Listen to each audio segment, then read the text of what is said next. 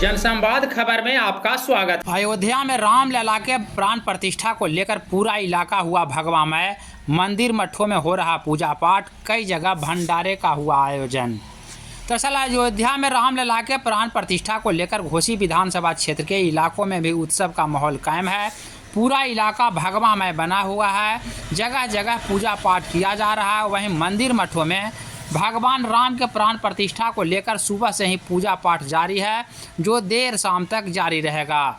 इस संदर्भ में घोसी के देवनी में सुंदर कांड का पारायण पाठ किया जा रहा है, जो शाम में समाप्त होगा। बाद में दीपोत्सव का आयोजन किया जाएगा। इस अवसर पर भंडारे का भी आयोजन किया गया है, जिसमें हजारों की संख्या में लोग प्रसाद ग्रहण करेंगे।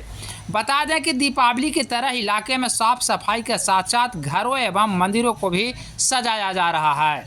इसको लेकर इलाके में काफ़ी हर्षोल्लास का माहौल है और लगातार पूजा पाठ जारी है। कार्यक्रम चल रहा है अभी हमारे यहाँ अयोध्या में श्री रामलला का प्राण प्रतिष्ठा का कार्यक्रम के अनुसार सुंदर कांड पाठ का आयोजन चल रहा है। उसके बाद शाम को दीपोत्सव महोत्सव चलेगा। उसके बाद शाम को भंडारा चलेगा, जिसमें हजारों लोग उपस्थित होकर प्रसाद वितरण करेंगे। आपका क्या नाम है? मेरा नाम मनोज कुमार। घर घर देवनी।